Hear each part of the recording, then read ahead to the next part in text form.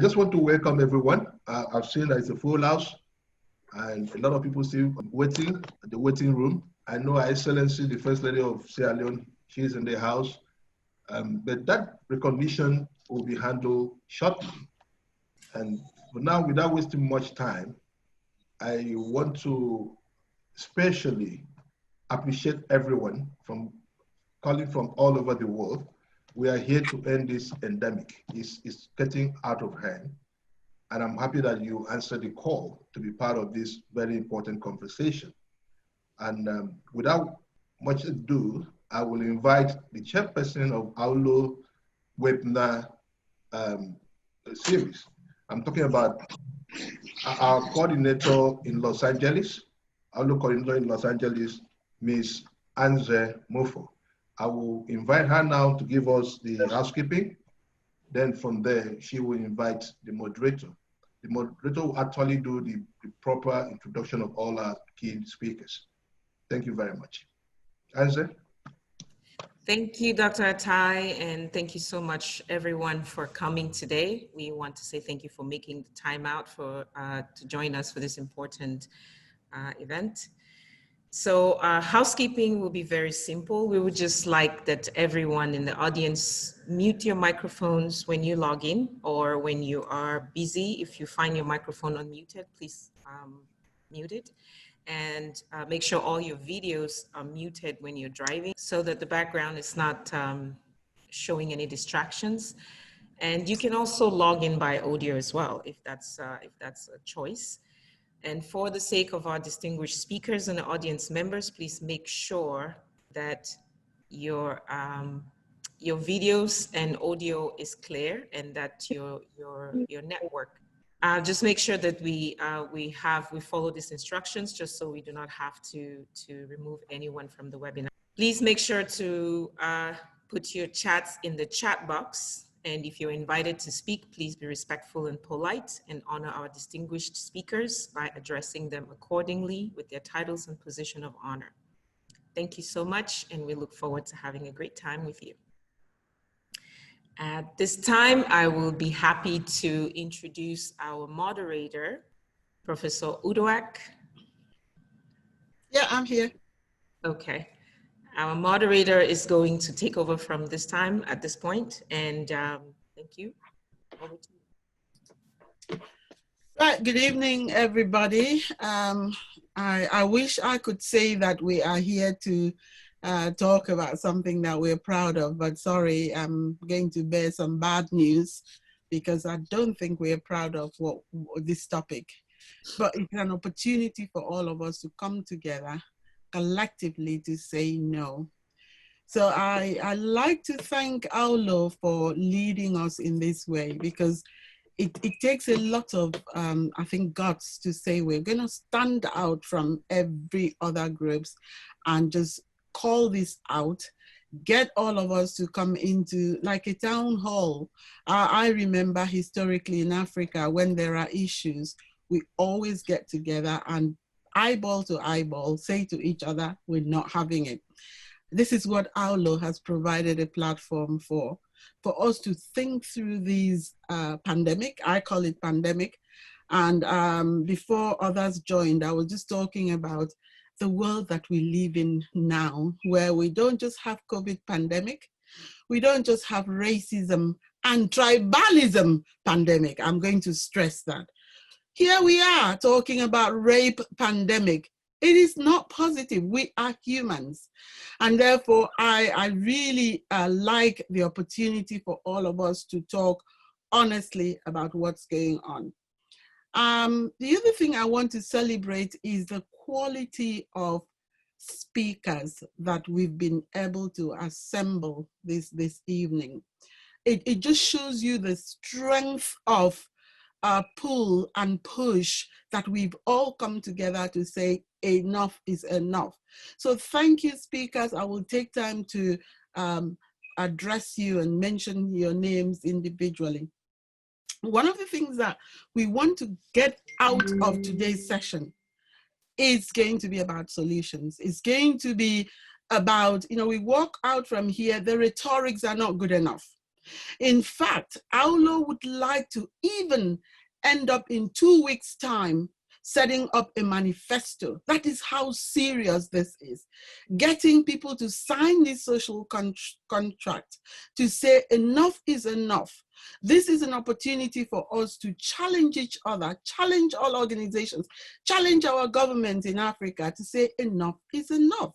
So I just want to give you that heads up. What we want to get out of this session is not just rhetorics. We would be looking at proper solutions, actions, contract that we all sign at the end in a few weeks' time. The other thing that I want to say is that we want to chunk this into two parts. The first part, we'll be looking at the context. So that bit about appraising rape in Africa. So that's the contextual bit. That will happen. And then the second part will be looking at interventions.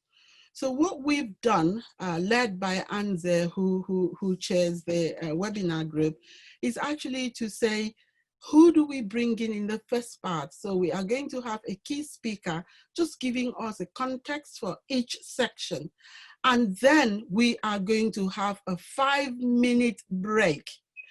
You will bear with me that this is a very emotive and sensitive discussion, and we cannot carry through to the end without just taking time to have a breather before we come back and carry on. So there will be a break between part 1 and part 2.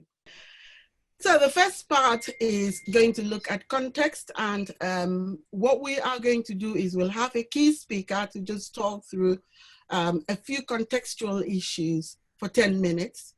And then we will have a panel, a 3-member panel for part 1 to do a very quick 2-minute introduction, and then we go into question and answers.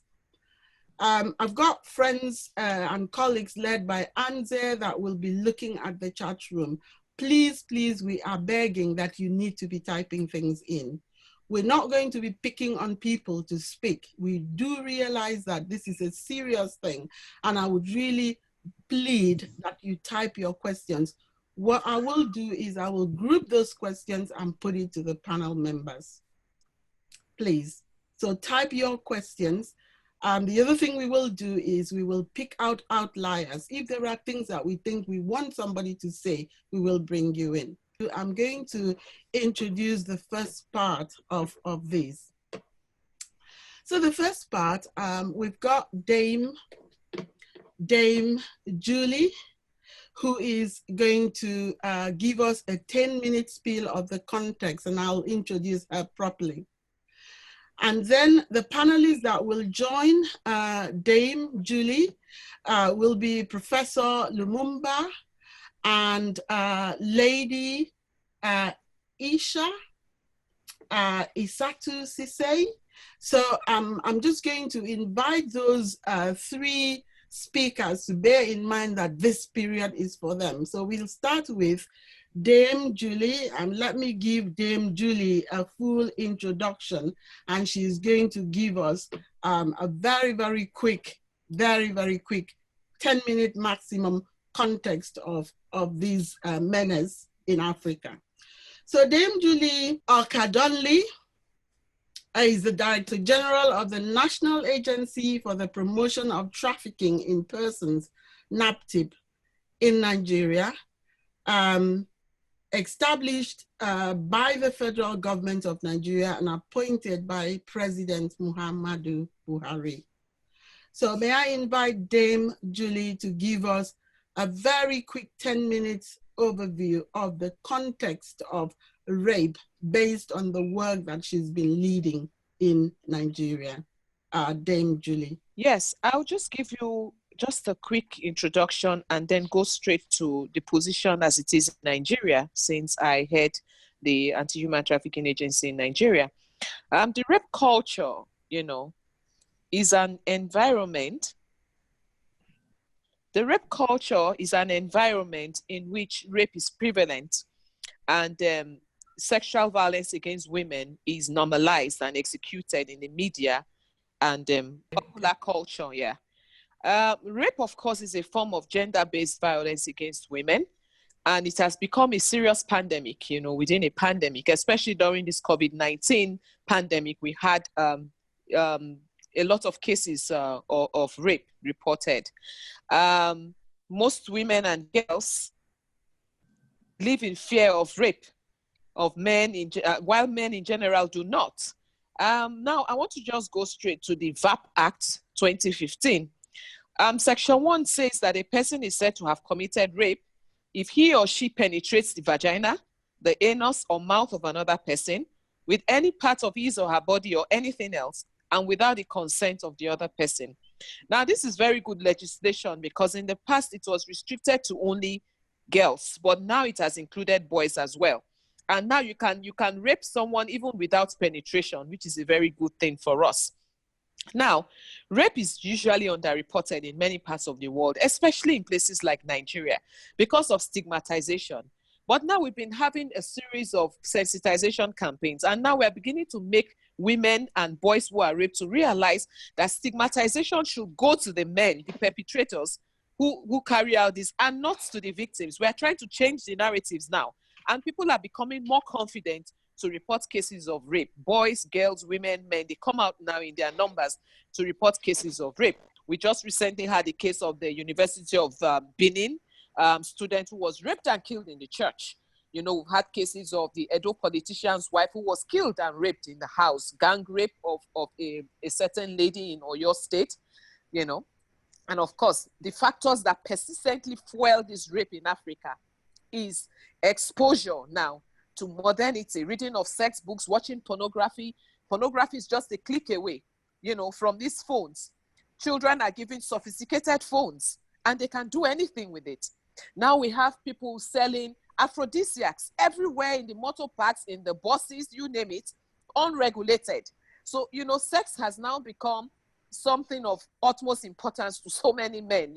They want to conquer women sexually, they've conquered them physically, emotionally, and now it's like an ego thing.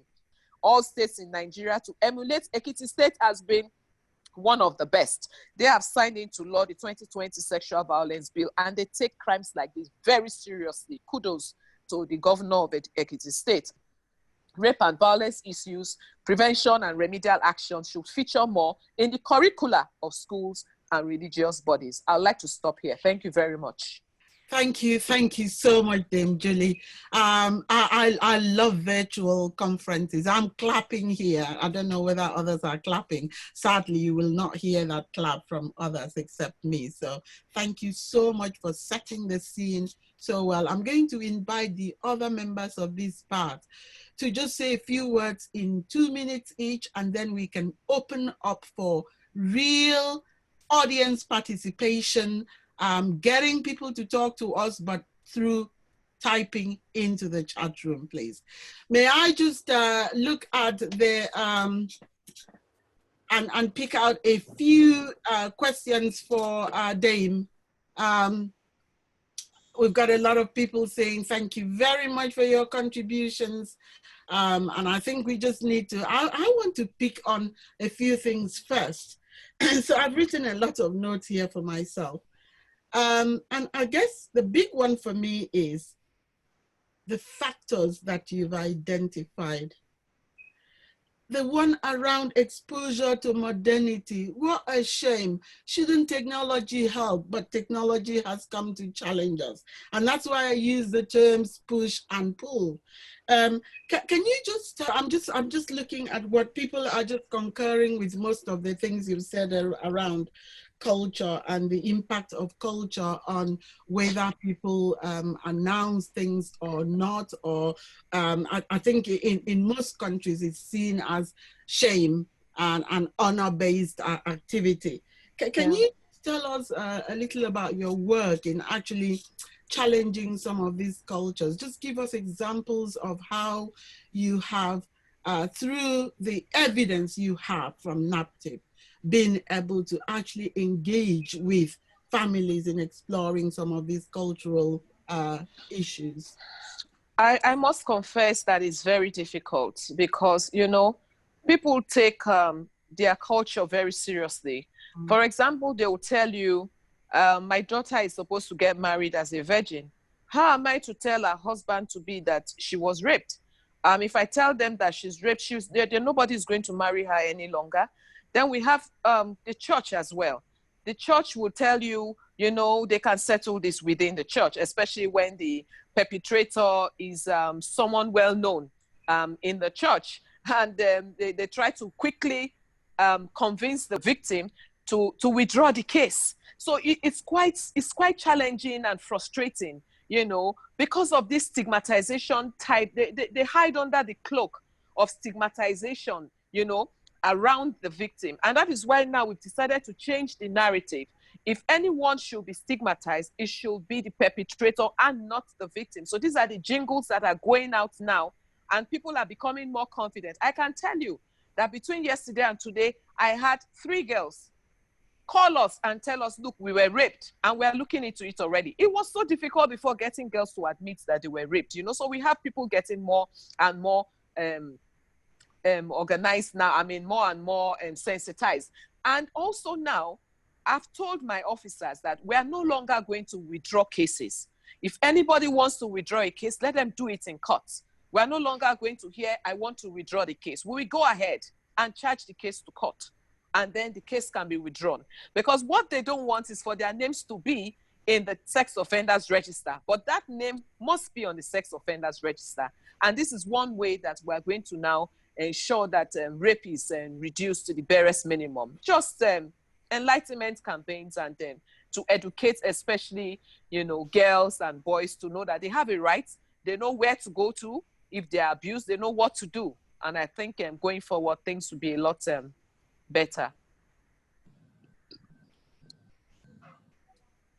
Right, okay, I'm just looking at the chat room. I'm going to group a few things around child marriage in particular, and somebody has given an example of a case where a child killed her husband because of the experiences, and I have read a few. I think I spent all week last week just trying to kill myself, but I didn't quite die, by looking at FIDA page and looking at all the examples of rubbish that is going on. But this bit about child marriage, just talk to us about the link between child marriage, rape, and issues of violence. Please, just talk to us. It's a massive thing, and a few people have asked that question. That's a topic that traumatizes me every day. Because when you talk about child marriage, I mean, people are quick to bring in religion into it. But in NAPTIP, we don't look at the religion. We look at a child, because a child is a child. And under the Child Rights Act, I mean, a child cannot give consent. So anyone who is below 18 is a child. And as far as we are concerned in NAPTIP, they are being raped. So of course, if we have cases reported to us concerning child marriages, we swing into action. So far in NAPTIP, we had just one case. One case of child marriage was reported to us, and we rescued the girl, put her in our shelter. We arrested the man, and we made him know that you cannot call this little child your wife. There's nothing like that. She's not your wife, and she can never be your wife. We separated them. We rescued them. But what happened after that is what I don't know. The parents would probably give her back because they were claiming, oh, you know, in our religion, it's okay and all of that. But it's not okay. And if we have cases of child marriage, we will definitely arrest and rescue the children, because a child cannot give consent. If you have anything to do with the child, you are simply raping the child, and that's an offense. So it's my real pleasure to welcome you to the second segment. And the second segment is looking at delivering a sustainable solution to the rape crisis. What interventions can we propose, and how do we ensure that we identify the people, the responsibilities, the people that will help us to achieve this? Obviously, we may have to bring back Dame Julie based on other aspects, but for now, our key speaker for this slot is a woman that she always says this. I call her my mentor. I sit on her shoulder any day. is no other but Her Excellency Chief Dr. Joel Howard Taylor. She is the current Vice President of Liberia. Her Excellency, you have served on many platforms as chairperson of the Senate Health and Social Welfare Committee on Gender, Women and Children. Adding to her extensive contribution to the Liberian government, her focus has been on educational, health and social projects. So this is somebody who is not just committed from the work that she's doing. There is that personal passion to really get work done right in the grassroots. So it's a real pleasure to invite Her Excellency to give us 10 minutes key, and I will introduce and welcome the other speakers who will join the panel once she's given us the key principles and key words on interventions and how we make them sustainable. Her Excellency Joel Taylor. Thank you. I'm really grateful to be a part of this debate. And I want to say hi to Fatima Madabio and all of you who are a part and parcel of what we're doing. You know, the issue of rape has such a deep resonance in all of us, but we must also realize that it ties into not just violence against women, but limiting the opportunities for a woman or a girl child to become politically or economically empowered. Once someone is raped, it damages their mind, it damages their soul, it damages their physical being, and it's a really serious issue. But if you look at our culture and our traditional norms and values, it's taking Liberia maybe 170 or 160 years just to talk about this issue. Women have always been considered property. So you get married and your husband dies and you're packed along with all of his belongings and given to a brother or an uncle. So it seems as if they have no feelings. They're just property. It's like a chair that you move from one place to the other. Fortunately, there are new laws, there are new things that have us thinking a little bit more different. There are some women who feel that they don't have a choice, that in fact, this is what women should go through. And so we should all just be silent and endure. So the scope of this issue ties into how we see women at the culture, at the religious levels, at the civil society levels. How are women viewed? And that is one aspect that some people must take on. Those who are the activists going out and changing the perception of how men see women. That too is tied into the fact that if a woman is just a property or chattel, like they say in law, how can she be sitting at a boardroom or in the high levels of governance talking about what she thinks should happen in the governance system? So we're talking about a very entrenched system that it will take all of our energies to begin to shift.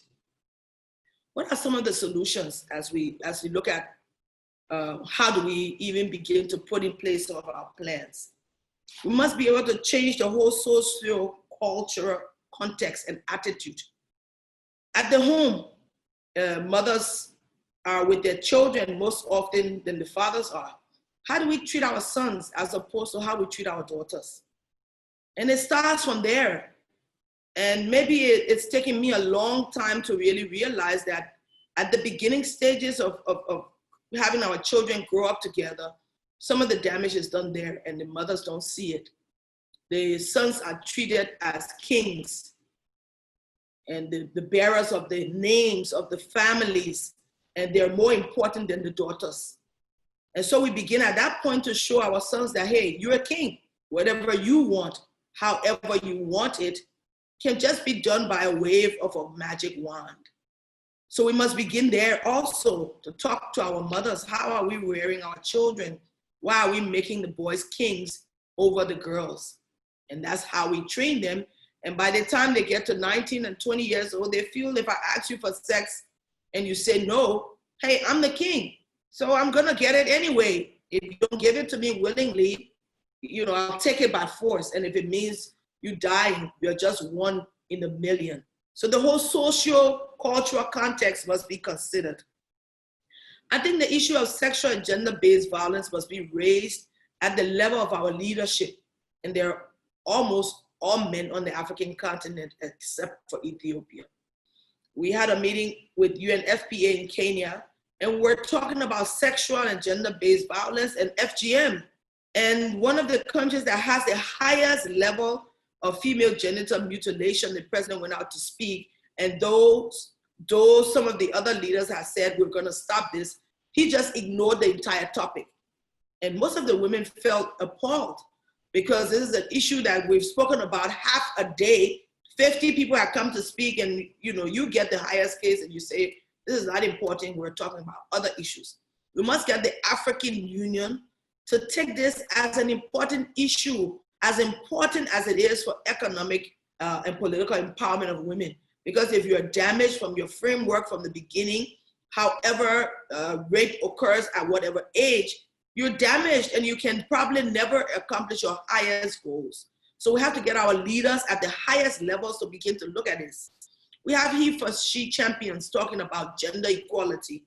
So where are the he for she champions talking about anti-rape campaigns at that level? In all of their speeches, setting an example through the punishment or the improvement of the laws that say we will no longer tolerate the rape of our women. And it's easy to look at another woman who's been raped and say, oh, I feel sorry. But if you ask a man, what if somebody rapes your daughter? First thing they'll say, I'll kill that person. But every girl must be seen as the daughter of every leader. If you're a leader of a country or a community or a church, a lot of rape is happening in our religious institutions. And because people look up at the pastors as, you know, almost God on earth, the thing is to hide it instead of expose it and give it the relevance that it needs. So there's still a lot of hidden secrets in many of our organizations. So we need more he for she champions on sexual and gender-based violence. I believe if we got more at that level, some of the things will change as we've managed to change the laws on gender equality at political and economic levels. We must begin to name and shame people. There are 80-year-old men traipsing around most of our African countries who have girlfriends that are 18 or 21, some as young as 13. And they will take them to major parties. They will take them to major events, and everybody just looks the other way. Can we begin to name and shame these people and explain to communities why these people are predators on the societies? Why are you having a relationship with an 18-year-old or a 12-year-old girl who can also be your granddaughter? Sometimes people say, let's not name them, but in America and in other countries of the West, if a sexual offender moves in a community, his picture is posted on every post at every community center, at every school, so people can identify this person as a sexual predator. Maybe if we started to name and shame some of these people, the incidents will reduce because we are hiding them. And then we allow them to move from one community to the other, and then we expose our young children to the harm that they bring. We have to provide a new culture of zero tolerance for sexual and gender-based violence. There are communities where a male member of a family, and most times rape takes place in families. It's very rare that you have, even if you have date rape, there are some people who've been interacting, the girls and the boys have managed to hang out together before. So there's a relationship of familiarity amongst the people who actually rape someone, because you have to feel comfortable enough in a group to go and hang out with them to a club and somebody gets gang raped. They're not strangers. So what is it we're teaching our children? The gang rape occurs, and in most instances, people are ashamed and so they hide it. Or let's just hide this one. I don't want my family to be exposed, or I don't want the embarrassment to show that my daughter has been raped. But we have to put on a new culture of zero tolerance of sexual and gender-based violence. Make this visible, make this no longer tolerable in our communities. And then we who are mothers must begin to teach our sons, you know, what it is like to protect your sister or to protect your wife or to protect your daughter that they were giving to you as a gift by God. You know, when God created the whole earth, and I keep talking about this story because it brings right back to what we're talking about. He created everything and he said everything was good. But then he saw that man was lonesome and that man needed a partner. So he said, let's stop all of this and find him a helpmate. And that was the whole intent of God when he said, let's form woman out of the rib of a man. Are we showing our sons that the mother, the sister, the aunt, the cousins, the females in our families should actually be the queens according to what God did? Because he said after everything was done, he realized that there was an error and that there was something missing. He said, let me make this beautiful thing of procreation, of energy, of wisdom, of care, of protection, so that she would guide and be a helpmate to the man.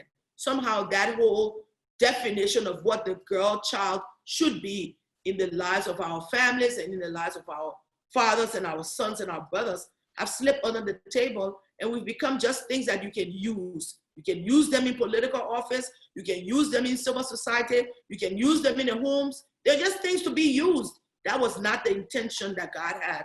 And I think there is so much we can do to begin to highlight these issues as a total aspect of protecting that woman or that girl child.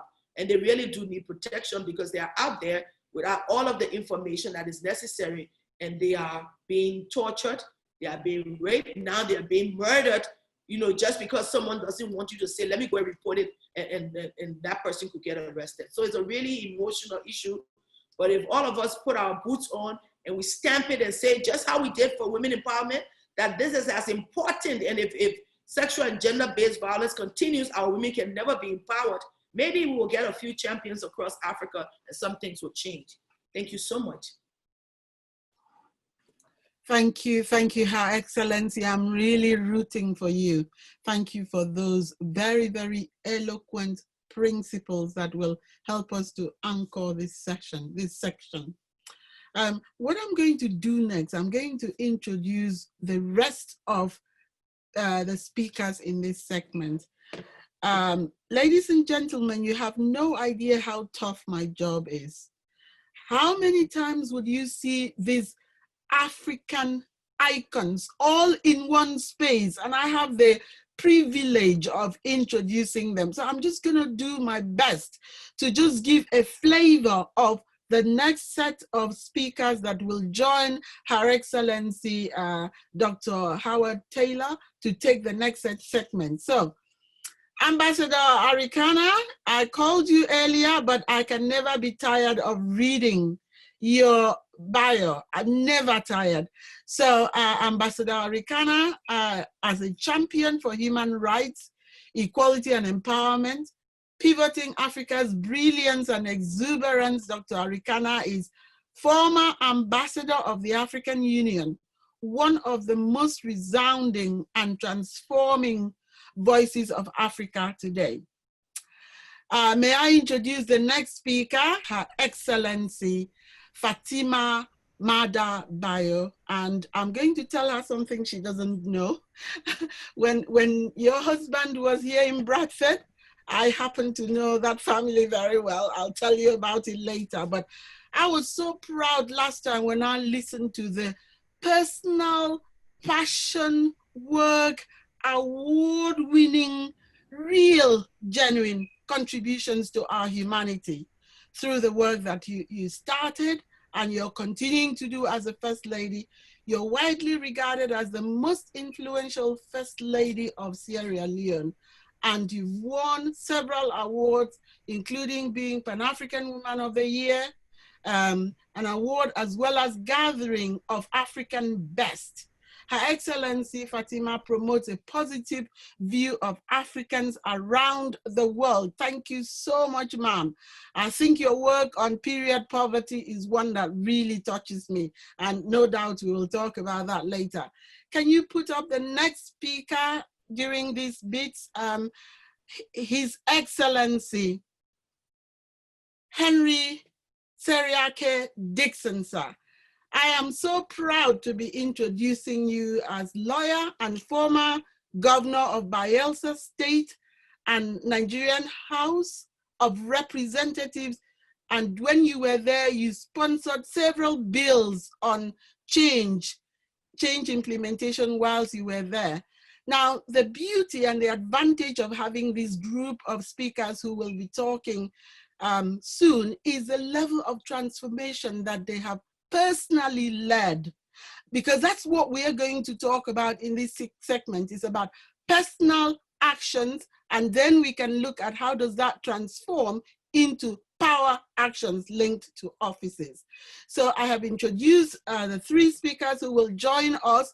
Can I just ask each of the speakers to just give us 3 minutes key principles, and then we'll open up for questions, and you will form a panel to address all the questions. Let me invite Her Excellency, the First Lady of Sierra Leone, to give us a few principles. Good evening, everyone. Good evening, Her Excellency, the Vice President of Liberia, my sister, and of course, Ambassador Eritana, who I believe will join us again very soon, and our very humble host.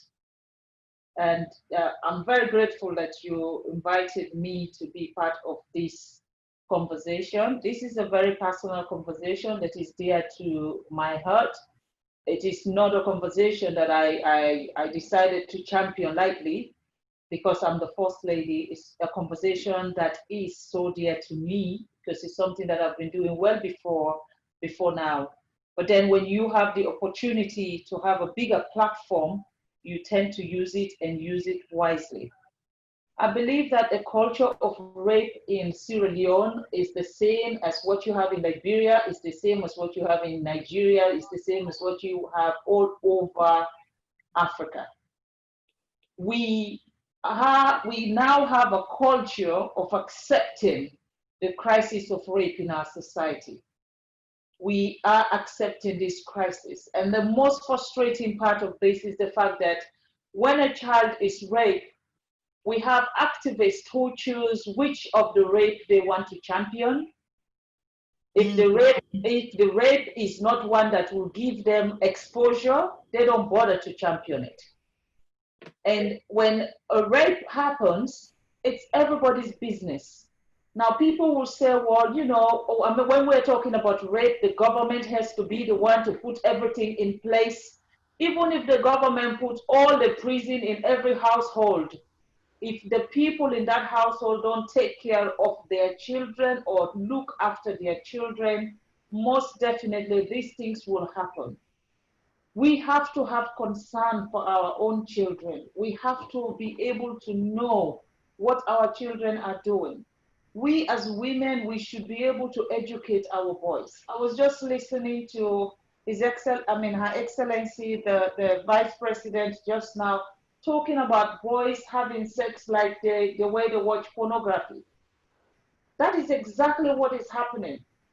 You know, I'm not pointing fingers on our Black brothers, but I want to call them out because I've lived in the United Kingdom and I know for facts that these are things that I have seen with my own eye. When a Black woman and a Black man are walking on the street, they hold each other's hands. They look at you like it's a movie. But then when our brothers are on the street holding a white woman's hand, it's not a problem. That is a culture, it's acceptable. So our boys need to understand that girls are not toys. They are not things to play with. They need to understand the value of a woman from a very early age. Men has to be educated. Our boys has to be educated because it's only the education that we instill in them at a very early age. That is what they grow up with. But unfortunately, we focus on preparing our sons to be the kings of the house or the king of the new district or the new town. And then you treat your daughter as if that daughter is the one who just have to follow. And when the brother says anything, the daughter can't challenge. And that is where the inequality starts, at our homes, the way we treat our children. When a boy goes, me as a woman, I will say to you, if your son goes to school and your daughter goes to school, you spend more time in knowing whether your son has finished their homework. And then if they don't finish their homework, as a mother, you get very angry, like, oh, you haven't done your homework, blah, blah, blah. But then when the daughter says, oh, I haven't finished my homework, you don't see it as a crime. Oh, she's a girl, it doesn't matter. You know what, she's going to be married soon, so why should I bother? I feel like Africa, what we're doing to our kids is that we as parents are the ones that are already bringing up our children with the mentality that they are inferior when you're a girl. We are making our girls very inferior in our society. We are not giving them the platform to know that they are as important as the son. You know, and like the vice president was saying, women don't keep their family last name, because when they are married, they go away and then they take their husband's last name and they have to drop their father's last name. Where in the world do you have that prescription that that is how it's supposed to be? If I want to keep my father's name, who should tell me no, I should not keep my father's name just because I'm a girl? So us women also, we need to say no. We need to be able to speak up. And I'm saying this again, the only way rape will stop in Africa is not by legislation, it's not about policies, it's about every African person speaking with one voice and a stronger voice and telling every one of us that we are not going to accept this. Because when your child is destroyed, believe me, that child it becomes your own liability now. And I'm also going to say this again because, you know, the media are very good at misconstruing politicians' words, because even when you don't mean those things, you know, early marriage for me is a form of rape, and we're accepting it in Africa. When a man as old as 60 decided to marry the child, I mean, as young as 12, and then they go and have sex with that child just because they believe they've paid their bride price, can a child make a decision of their own? That is rape. In Africa, we need to come out and say, no, we are not going to accept this anymore. Let us stop looking at projects. Let us start looking at one another as one human being and protect every one of us, and forget about projects. Because when you die, that project does not go with you. Whatever you get in your project, it stays in this world, and you'll be surprised. The person that hates you the most is the one that will eat your money. So let's put project aside and let us concentrate in doing the actual thing that we're here for. Protect one another. Our forefathers, when they wanted slavery to end, when our forefathers wanted slavery to end, they know exactly what they needed to do, and it ended. Even though we are mentally slaves still, but at least the physical slavery, we know that has gone. So when will Africa say, you know what, we will not accept rape in our continent? That is a question I'm hoping that we can ask every African person, not just the politician, but every one of us. When are we ready for rape to end in our continent? Thank you so very much. Thank you so much. First Lady, I'm rooting for you here. Say it as it should be said. We need to look ourselves in the face and say exactly what you've said.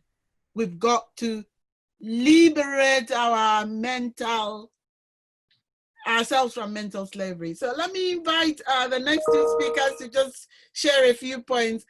The chat room is breaking.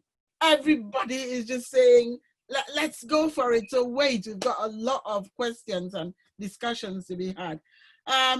Ambassador, are you ready? Ambassador Rikana? Yes, okay, can you hear me? That's better. Wonderful, wonderful. So I guess I needed my headphones.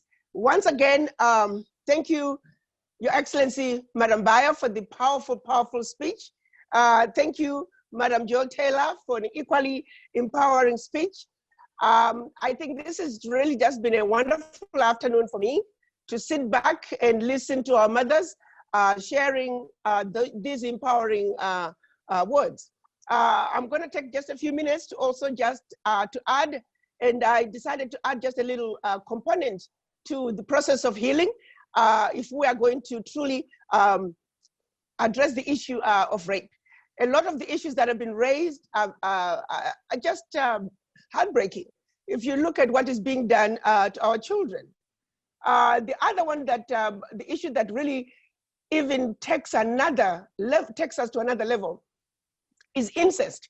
And that's the issue that my brother Aisha wanted me to focus on. When we look at a child who gets raped by their own father, you look at a child who gets raped by an uncle who lives in the home, where is this little girl to go? Who does she complain to? And in some cases, these people are as young as 5 years old. Who does that? Who looks at a 5-year-old and gets attracted to a 5-year-old? So then when you take it to another level, you see there are different levels of mental illness. And we have to realize that there's something wrong with a father who gets attracted to their own 5-year-old. There's something terribly wrong with an uncle who gets attracted to a 5-year-old.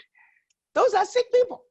Sadly, and you're quite right, I see somebody throwing in there that even 3 years old. Let me share another dimension of the psychological damage that can happen to a girl child. I was seeing a patient, and the chief complaint was that she had not had a period in 6 months. And I jokingly said, oh, my professor in medical school told me that every woman of childbearing age is pregnant until proven otherwise. And the next thing out of her mouth was shocking. She very jokingly said, oh, Dr. C, there's no way I could be pregnant. The only person I've had sex with is my father. And I can tell you, not too many things bother me. Not too many, I thought I'd heard it all. But when this young woman said that, it took me a while. I had to actually just take a break and figure out how I was going to come back from that comment. And all I could say was, oh, just your father, honey. And she just laughed about it. This woman was now 18 years old. And I said, tell me more about the situation with your father. And she said, well, my father started raping me when I was 6 years old. And then around 8 years of age, the father started wanting to teach, in the name of teaching the brothers about sex, he started making her have sex with the two brothers while he watched. And that went on. And then she said something that was quite profound. She said she remembers by the time she was 12, when she wanted sex, she preferred sex with her father. So now she was going to ask her father to have sex. And this is the household this girl grew up in. She has completely normalized such a horrific situation. And she actually thought that because she never got pregnant, she didn't think she could get pregnant if she had sex with her father. By this time, she was no longer living at home. She had left home finally when she turned 18. But she had no plans of pressing charges. She actually had just accepted it as her normal. But the question then becomes, how do we deal with such sick people? A lot of these men, they have medical issues. You'll find that they are suffering from bipolar untreated. A lot of our men are suffering from bipolar, the ones who are very aggressive, abusive at home, controlling at home, and then a lot of it even goes on to sexual abuse. What are they running away from? These are individuals that need medical care. A lot of them are suffering from depression, but they don't even realize that they're sick. So as we discuss the issues of rape, let's take another dimension. Let's also look at the ones that are sick and they need help, because just raping the child is just the tip of the iceberg. If you look at that same man who is raping a child, look at what else are they doing in that home. That is a miserable home that is affecting everybody. It starts with rape, but the abuse does not end there. So I wanted to bring in that element to say, counseling these men, making sure that if there are any medical conditions, those medical conditions are also addressed. Because if a little girl cannot be free at home, where else can the little girl go? I will stop here. Thank you very much. Thank you so much for that. I just really like the variety that we're bringing into this incestuous behavior that should be real abomination in Africa is killing us. And I think that's a good slant that we need to bring into the discourse so we can really think through. But there's a theme already running through here. And we'll pick that up later. I like the castration bit. Somebody else has actually defined it. I think some of us in health might start setting up businesses to castrate people who are incestuous. Thank you so much, Ambassador. And I think we're going to call on the last but not the least speaker, His Excellency. Remember, you're rooting for the men. Sorry, no pressure there. So would you please unmute and just give us a few principles? His Excellency Dixon. Thank you very much. Thank you very much, Madam Moderator. Let me appreciate my good friend, the founder, for using this platform to organize this very important discourse, touching on a matter that is so important to all of us. I would like to appreciate my fellow panelists. Her Excellency, the Vice President, nice to see you and hear from you again. Her Excellency, the First Lady of Sierra Leone, thank you for your very powerful submission. And Madam Ambassador, haven't heard from all these brilliant and profound submissions. I think, Madam Moderator, the good thing of speaking last is that you have an opportunity to hear all that wonderful speakers have said and perhaps to rest on the cases already made. I'm never going to say anything new or more profound or more incisive than what these wonderful speakers have told us this evening, which I completely agree with. What I'm going to do now is my intervention will just center around some of the key issues that have been brought to the fore as a result of the brilliant submissions made by all of them. What is very clear is that we need to do more sensitization, more advocacy, and that's where we must appreciate the founder for using this platform, even in the midst of this global pandemic, to draw attention to this equally serious pandemic of rape specifically, but also generally, we're talking about violence against women, which we all should and must condemn. As a patron and also as a he for she ambassador, I think that finding time within this global pandemic to discuss this issue is it shows presence of mind on the part of AWLO. So number one point that has come out as a result of all these brilliant submissions of the various eminent speakers is that I think it's time for us to raise the advocacy to a very serious level and then aim at establishing an international protocol in Africa, in our sub-region perhaps, that will now put pressure on nation states and sub-national bodies on how to deal with this and stipulate a regime of governmental responsibility. But without prejudice to that, I agree completely with First Lady of Sierra Leone, Mrs. Bayo, when she said that we shouldn't expect government to raise our children for us. Mm-hmm. Raising of our children is the primary responsibility of us, parents, because it's something that has to do with culture, sometimes wrongly misconstrued. So we've got to put things right. Yes, there are certain things you can do, but no, there is a line you can't cross. Mothers, not just mothers, even fathers, the way we treat our wives, the way we treat our mothers, the way we treat women, that these children see and learn from, it should be an example. That's what I would like to say for now. I may have cause to say one or two things as we go on. Thank you. Thank you very much, His Excellency.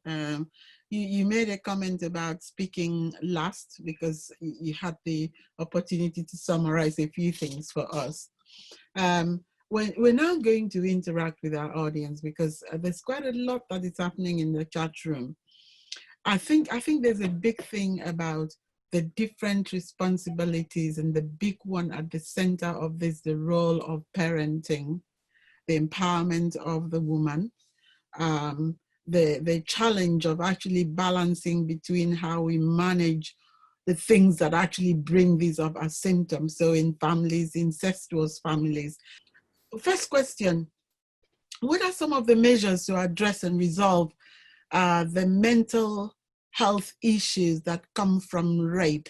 So let's talk about, do we have mental health support that will help people in the example that Ambassador talked through? And all our speakers have talked about the impact on the person who is completely damaged by this. So what mental health systems do we have in Africa to help us? So I'm going to start by asking Ambassador, and then I'll just rotate around the speakers and just ask what do we have in terms of mental health infrastructure to help us with those that are already damaged? You know, I'm not quite well versed with the systems in Africa. I could speak comfortably of about 2 countries that I'm familiar with. I can honestly tell you that they are non-existent. I don't know about the rest of Africa, but systems to help the victims, hardly any. You'll find that when I had the privilege of visiting Africa and seeing some of the patients in the hospitals, in particular, I visited fistula clinics where these women, I mean, people have no idea what damage gets done to these women. But you know, it would be a whole ward full of women after they've had their fistula repaired. And for those who don't understand how a woman gets the fistula, you'll find that there's a very thin layer between the vagina and the rectum. And because the man is too big, he perforates that thin layer. So now the woman, when she's having a bowel movement, the feces will come through the vagina. And this woman becomes very undesirable. She has no control of her bowels. She stinks constantly, and she becomes an outcast. So, but it's a very simple procedure to repair that. When I had visited these fistula clinics after the patients had had the repairs, and in talking to them, almost 100% had never really gone to court. Some had reported, but nothing had been done. The problem is these men who are perpetrators, the policemen are men, and I wonder to what extent some of those men who are supposed to be protecting these women, are they themselves perpetrators? And so my experience with 2 countries, there really is no help to speak of. They might talk about it soon after it happens, but in terms of counseling and follow-up, but also making sure that the man pays for the consequences of his behavior, but at the same time, also counseling the man, because some men really, they're really sick. They're just sick. There is no 2 ways about it. And they need to learn how to manage their own feelings. When they feel those urges, they need to learn how to control and have power over yourself. So there's counseling that needs to be made. A lot of these men suffer from, really they're sexual addicts. And it is a disease that needs to be addressed. So I don't think the systems are set to really go to the core of this issue from the victim side as well as from the perpetrator side. So yes, I think in Africa, our systems are not ready. Our systems are not prepared to handle this very, very, very critical issue. And it's getting worse. I don't know if some of you saw the article that came out of Ethiopia, that 100 girls had been raped by their own fathers during this lockdown. So what kind of a father can be locked down in a house with your own child and you get attracted? So these are sexual addicts. They also need help. They must understand it. And for those men who think just running around and having sex with 10 girls in one day, you are sick. You are sick. You need help. And the man needs to understand that you are not a superhero. You are a sick man and you need help. So understand that so you can get the help that you need. Thank you very much, Ambassador. Can I just ask one more panel member to address this from another country's perspective about health systems to manage mental health that result from this crisis, this emergency? Do we think that we are equipped to manage this? Okay, go for it, Her Excellency. And I would like to agree with Ambassador that almost all of the African countries are not equipped, simply because they feel women are property. We need serious political will that will help us transform the minds of those who are in positions of trust to know that this is a menace and it should stop. Once that is done, the other things will fall into place.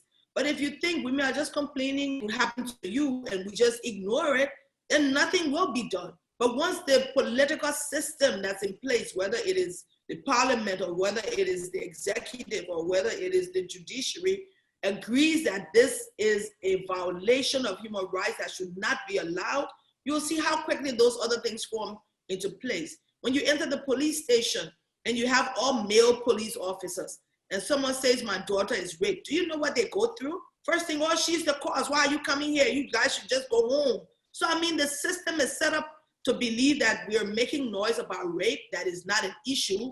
And until we get that political will that will say, as the former governor said, this is an important thing. Where are the forensic labs to even say, yes, this rape was perpetrated by John Brown? They don't exist. You might have some labs, but you know, over time, everything just gets thrown to the side because it's not an important thing.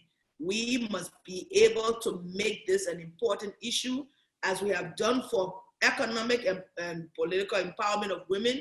This must be an issue because it stops the entire growth and development of a woman, and it should be heightened to the level where society will not be able to see it and just stomach what is happening, because it is really appalling when you hear some of the stories for how rape occurs in the family setting, how incest has now become a reality, that you're supposed to sleep with your brothers for them to learn how to have sex. I mean, it is just sickening.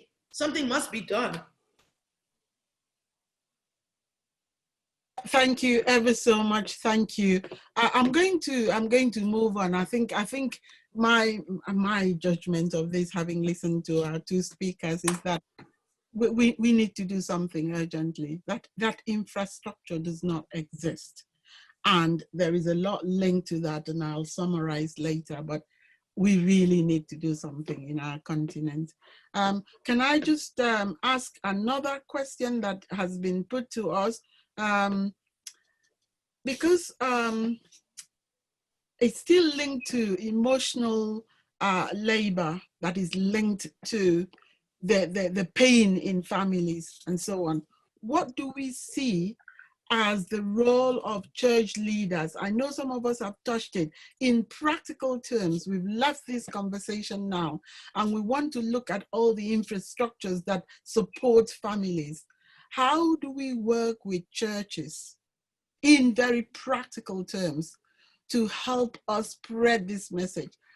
I know that our pastors are very powerful. When they stand up in that pulpit, they say things that we believe, to the extent that if they tell us that our family members are witches, we all jump and then fight our family members.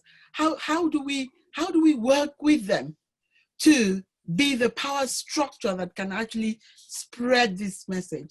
I'm going to first of all call on the First Lady, Her Excellency Bio, please. Do you want to just start this? How do we work with churches and use it as a platform of power to start helping us, from educating families, from putting things squarely in the hands of parents and so on, to actually stopping this menace? So Her Excellency, do you want to just lead this one and I'll call somebody else to add? Well, now when we talk about the churches, I don't want to say a whole lot about churches, because as a Muslim woman, I want to start with my own religion first. When you talk about early marriage, the early marriage whole situation in Africa is mostly done by Muslims. And when you're looking at a girl who is like 11, 12 years old, married to a 60, 70-year-old grandfather, who happens to be your great-grandfather's friend, it's a crime. And that there is no mental problem with that, because Ambassador Ericana, when a man look at a child, not every father rape their own child. If a rapist now go after their children, that rapist father will be the one that will fight another rapist to kill them just because they touch their child. I can assure you that in Africa. But the culture we have, the culture of acceptance, that's what is affecting us. Now, when you talk again, I also want to address us, the women, because it has to be a two-way thing. I don't go to church, but I see when I go to church once in a while because my husband is a Christian, and then, there are times that I am needed to be there, and I go there, and if I needed to go and support him on issues, I go there and support him. But have we seen, this is why they keep asking us, what were you wearing? A church and a mosque is a religious place. And when you go there, you should be in your best form of attire that covers you up, because you're not going there to serve yourself, but you're going there to serve your Lord. Yes, we came to the world naked, but it's now acceptable that we need to cover ourselves. Now, how many pastors in our churches actually talk about rape? How many pastors in our churches actually select men among other men that attend the church, not just the pastoral congregation, the ones that are actually running the church? How many of them actually look at other men outside the church and bring them in and make them role models? How many of them allow other men to come and talk to this? Because sometimes you might not be comfortable to talk about rape, but then there is another person that comes to your church that is willing to talk about rape. How many of them give them the platform? Is it that when you go to other church, the platform is made only for the pastor? Or is a church a place, or a mosque is a place where when wrongs are happening, you don't only talk about God issue, but you also talk about the wrongs that are happening? And in Africa, they don't talk about it, because they don't want people to run away from their churches. They don't want people to run away from their mosques. So when you go there, they only talk about, you need to put this money for this reason, you need to do this for that reason. But then how many of them talk about, let us put contribution for rape victims? How many of them are bringing that up? How many of them are, because when you start to talk about it, it's because you have accepted that it's happening. How many of them have a fund in these churches or mosques that will say, this is a fund for rape victims, and that if any one of us happen to fall as a victim, we are ready to protect you because we have the fund? How many of them? I don't think the churches and the mosques in Africa are even thinking about what we are talking about right now, because when you do early marriage in a mosque, that is definitely rape. Are you not part of the problem? I believe you are part of the problem, because you are using your institution to legitimize something that is wrong. That you cannot. And that is wrong. For me, it's wrong. It is wrong. And I will not waste my time. Talking about psychiatric home, unfortunately, Sierra Leone, we only have one. Only one, unfortunately. And that one is not for rapists. The prison is for rapists. As far as I am concerned, when somebody rapes your child, you do not give them any extra facility. You treat them as who they are. They are rapists. They are not. some people might, because now what they do, they rape and then they pretend like they have mental problems. They don't have mental problems. They are rapists. If we start to cover it up, or we start to make them feel like they can use mental health as another reason why they're doing it, that they will continue. But if we just take up the cover from them and tell them, we know you are faking it, come out here, you're a rapist, and that is what we should do as women. And I believe that there's a whole lot of men that want to join us, but they're waiting for us, the women, to come together. They want to see that togetherness in us. And then the men, they will follow, because it's only a man that can rape a woman. And some people will tell me, oh, women do rape men. I want to see that man that sits till a woman rape you. You know? So I don't know, but I don't know whether the churches have that solution. I don't know whether they have it in Nigeria or other places, but I'm yet to see where a rape victim will come out and say, my legal bill has been taken care of by the church, or the church is the one who is taking me from one place to another. I don't know. I have not seen one yet. And if he's here in Sierra Leone, I would really want to know who that person is, so that I'll be working with that kind of person. Fantastic. Thank you very much, Her Excellency. Thank you. Thank you so much. I like radical. I call it holy anger. Because if you don't get to a point where something exercises your anger to the extent that you want change, change will never be there. So no apologies at all. That radical approach is what we need, because this is now, if you think about a state of emergency, that's where we are now. And there's no point apologizing for being radical. I want it, I love it. And I think the more of us who exercise that anger, holy anger, I repeat, the more we are going to succeed in getting this. So I'm really emphasizing that kind of anger that pushes you to put actions in place. I've been looking at the chat room. My colleague, Anze, has been helping me. And there's quite a lot of people who are talking about foundations they've set up, not just in Africa, but the diaspora.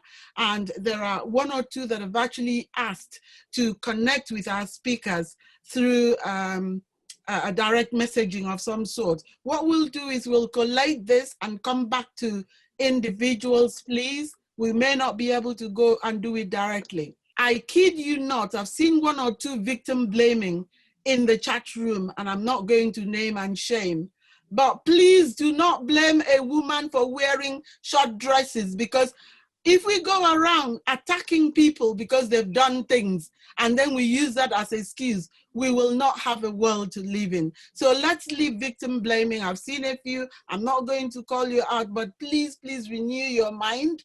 It doesn't matter. Nobody calls on people to rape them. I've seen a lot here about slay queens and all that. No, let's talk about how do we uproot this. Professor Odoak, and thank you very much, Your Excellencies and Ambassador Arikana. I appreciate your input on this and coming together to create a very, very substantial solution to this crisis and this pandemic of rape. Talking about violence in any form is never a comfortable conversation, and especially when somebody's power or right has been usurped and used, taken advantage of. When you talk about a person dressing up, being a bait for rape, it's like saying that you stole food because they displayed the food on the window and you were hungry. You have to exercise judgment.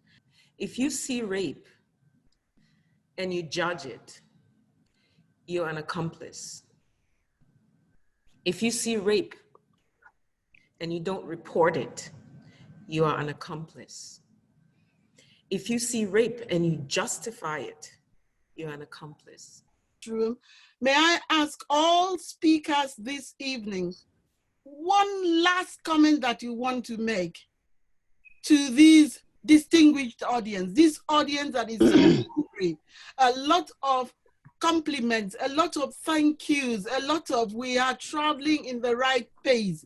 We all want to think about radical. So may I just invite all our speakers, Her Excellencies, Ambassador, Dame, His Excellency, please, your last comment to this House. Comment of hope, but above all, holy anger. So starting with Ambassador Arikana, please, your last words. I have to say, I am just so proud of my sister, our mother, Her Excellency, the First Lady of Sierra Leone. I love her radicalness. I have to say, I agree with you, and I think we cannot tolerate rape in any way, shape, or form. And for me, I said they should be castrated, but I know that's not realistic. And so we hope that as we go through the process, the ones who are perpetrators currently, we hope we can heal them.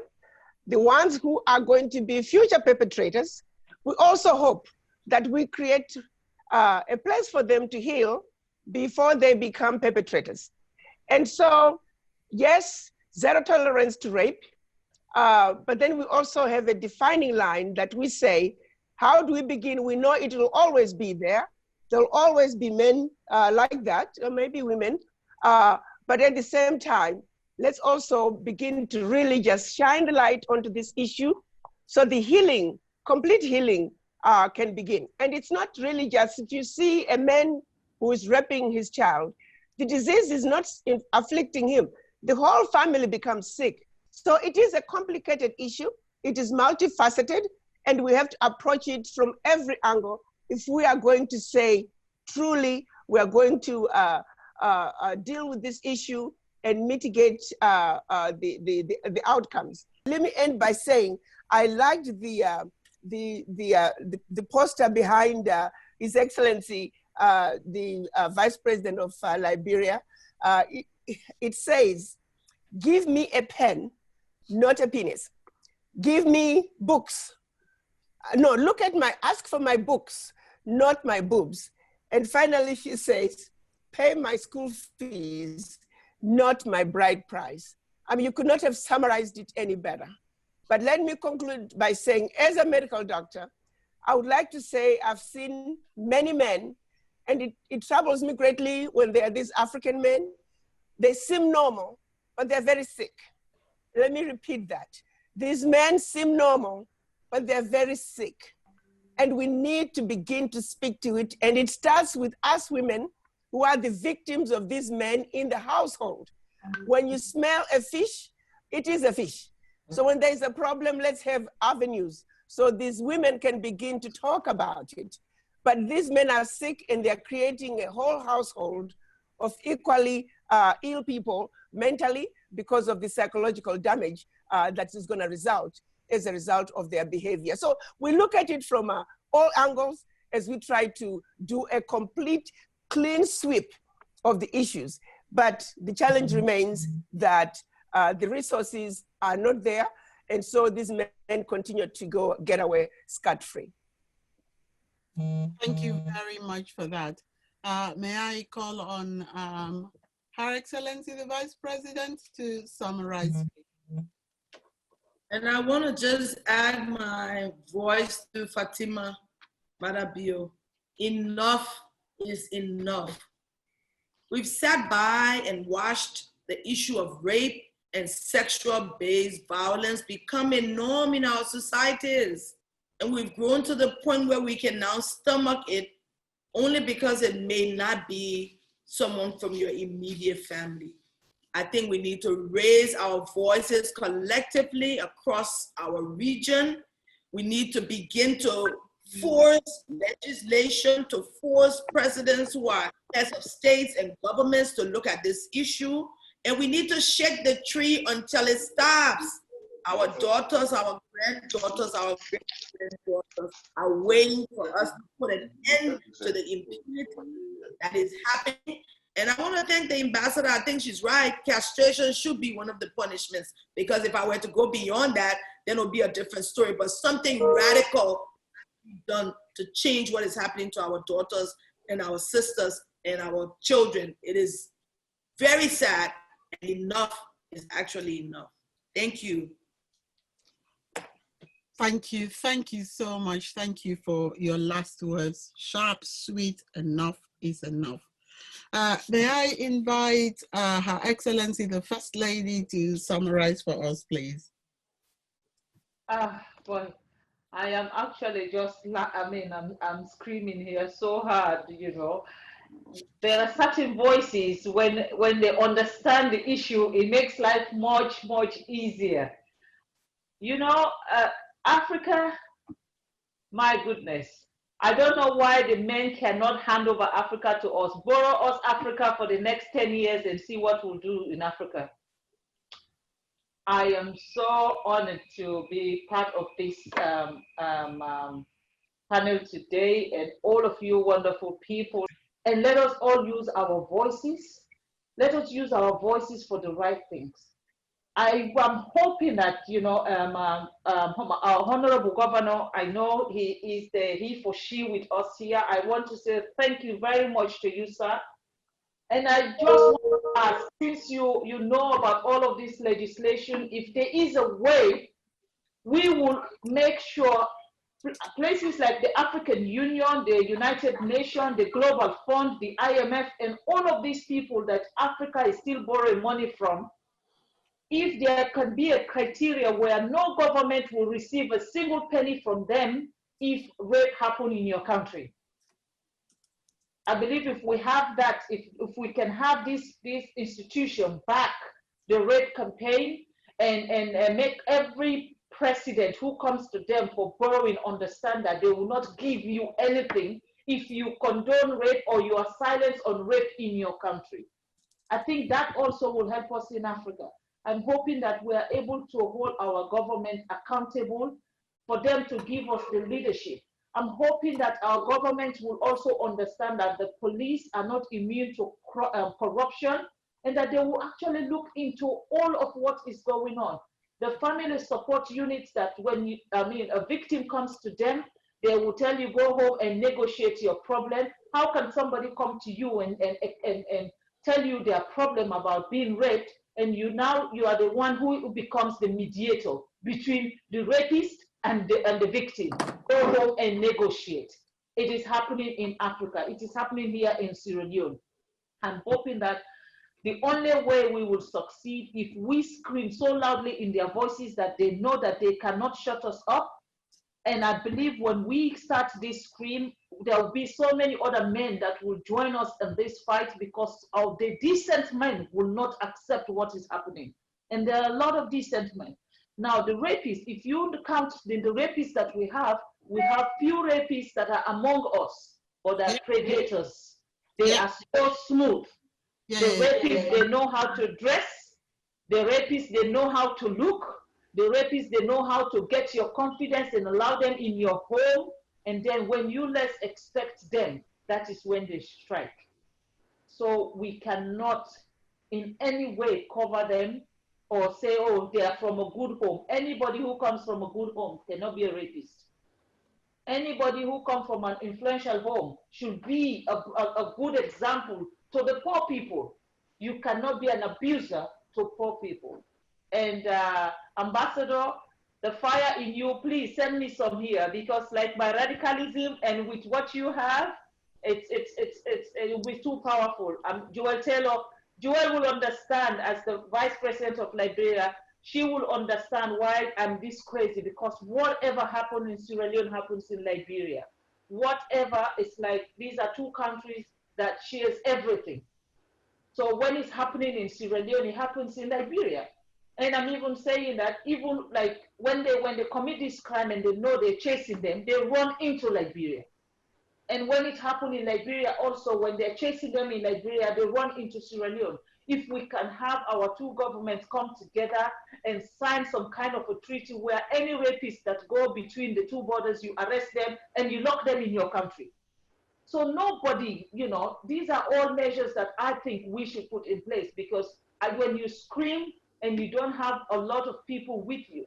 In Sierra Leone, the Hands of Our Girl campaign was so successful that every paramount chiefs, every pastor, every imam, they all came together and they joined the campaign. It's the coronavirus that has actually stop our campaign because they said we cannot gather, and with a campaign for rape.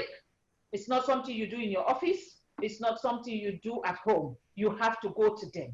You have to go to the schools. You have to educate the children. You have to get boys that will be role models and bring them to girls' schools. Let the boys talk to the girls. Take the girls to the boys' schools. Let the girls talk to them there. So all of these are things that I've put in place, and I'm just waiting for the coronavirus to go away or allow us to leave.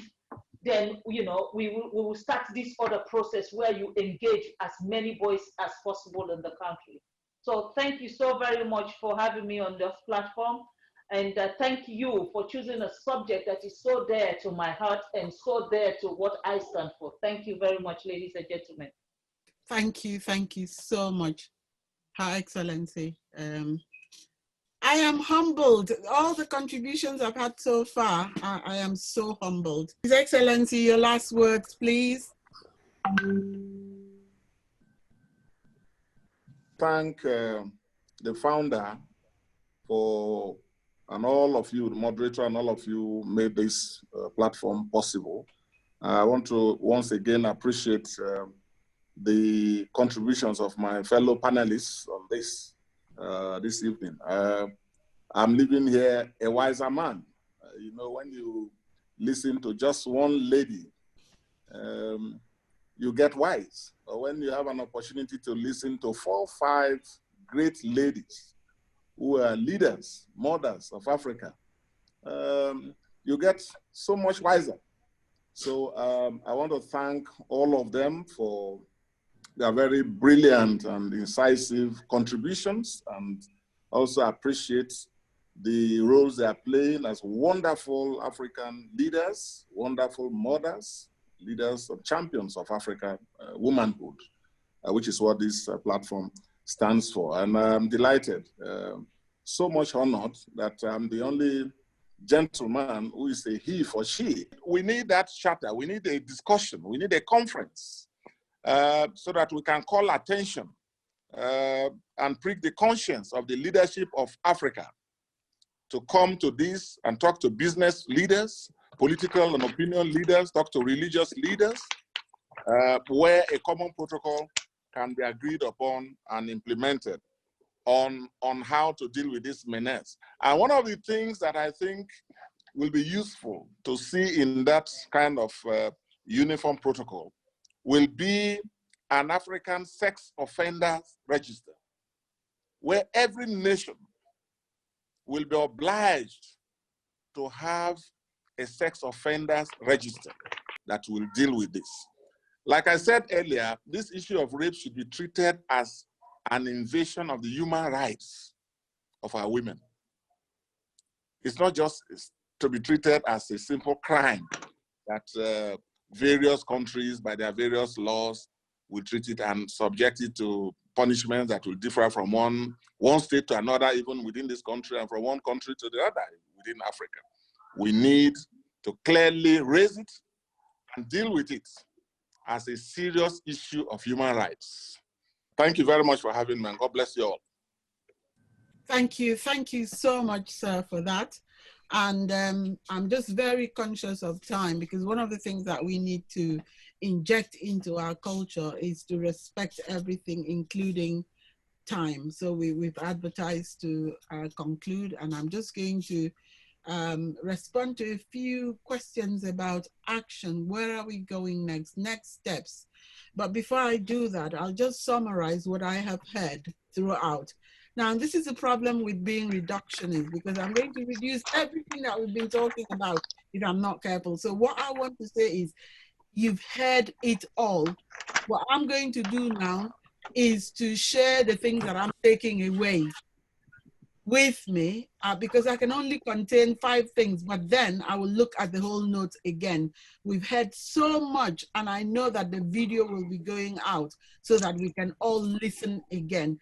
This is one of the richest, I'm saying it again, one of the richest experience that I've had when it comes to discourse of this nature. We've got people who can tell you the contextual, to the real, to the challenges, to the radical, and so on. So let me just add to, by just picking a few things that I'm going to take away from here. There is a call for a whole systems approach. So if something is broken, you don't just go and pick the symptoms. You've got to dig deeper and look at the root. So thank you all excellent speakers, because we've heard some of the very real actions that you're instituting at local level to look at all the responsibilities. So the whole systems approach goes like this. We are going to start from our homes. We are going to start with how we define girls, boys in the families. We're going to say that our girl children are also queens, and therefore they can look after themselves and say no. But we're going to flip it and say to our boy kids, yes, you might be the queen, but I'm not going to do that to you, because it's okay for you just to have other ways of doing things, and stop and keep your hands off girls. And so we're starting from that basics, from parenting, from families, and then we will then look into, I like the people's voice. And I think Judge Floyd is a case in time. I don't want anybody to think through what did he do wrong and so on, but think through the movement that he has created. That movement is because our voices have all come together. I have a list of the things that are changing because voices have come together and mandating a structure, statutes that has been taking time for us to get down, has been pulled down, and voices are screaming at government a lot of changes. So voices extremely important. We need to heal, we need to restore dignity, restoring dignity to people that have been defiled. We need to give voices to those people. And we've got to really come back and challenge all these things we say about honor. What is honor in our culture if our girls are defiled? What is honor? So let's challenge honor-based mentality. It is no honor to put kids in places and spaces that they are damaged for life. So let's challenge every notion of honor in our African society. Professor Odwa Achibo, thank you so much. It was so good. And I can assure you, but I just want to appreciate our speakers once again, the moderator, the chairperson of this webinar, Anze, thank you for everything you've done. Thank you for not, pardon me, I know you've not slept for 2 nights. We've been working, making sure that we have this. And of course, the committee, the general manager, Mr. Ben, who's handling our technical team. And I want to especially appreciate the He for She champion, His Excellency, for making our time to be with us, because I've shared this with our He for She platform. I know a lot of them are here from different countries.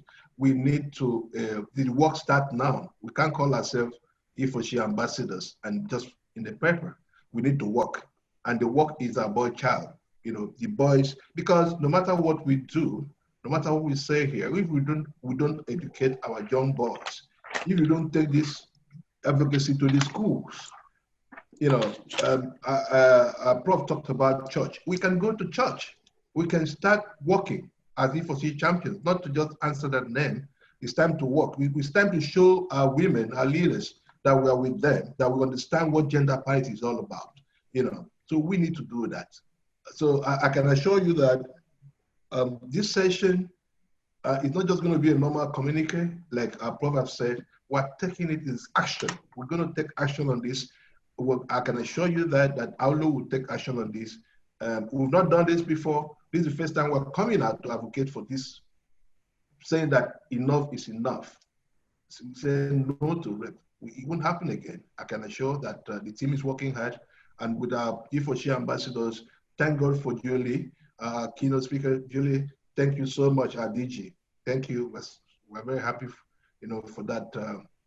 Ambassador Rikana, thank you very much. You're always there.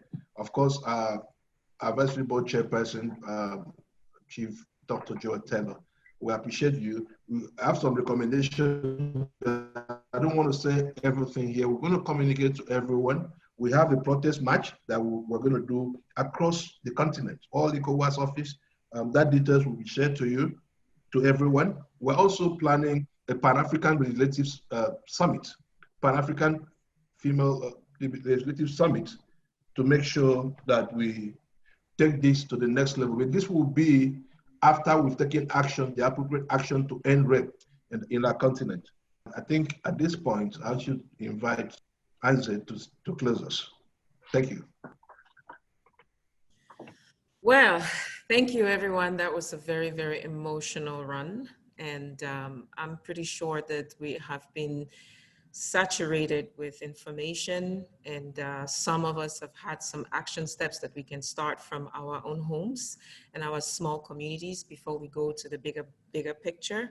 Thank you again so much, Dr. Atai. And moderator, I don't know if I want to attend any other conference that you're not, any conference without you moderating. Thank you so much for the work you've done. Her Excellencies and the Governor, Dr. Arikana, your time is valuable to us. We do appreciate you. 3 hours is not a joke. So we thank you so much. These will be sent out. Please send us your questions. Because we are closing this right now doesn't mean the conversation stops. Continue to have these conversations in your little groups. Send us questions if you want to attend the next series that we're hosting. I will put out some information and in accordance with Dr. Elisha, and send them out to you so that you can find out more about AWLO, African Women Leadership Organization, if you want to check them out. We have so much more in store for you. Thank you again for attending, and we look forward to seeing you next time. Please make sure to network. We're going to leave the panel open for people to communicate with each other. Network as much as you can, and thank you once again for joining us.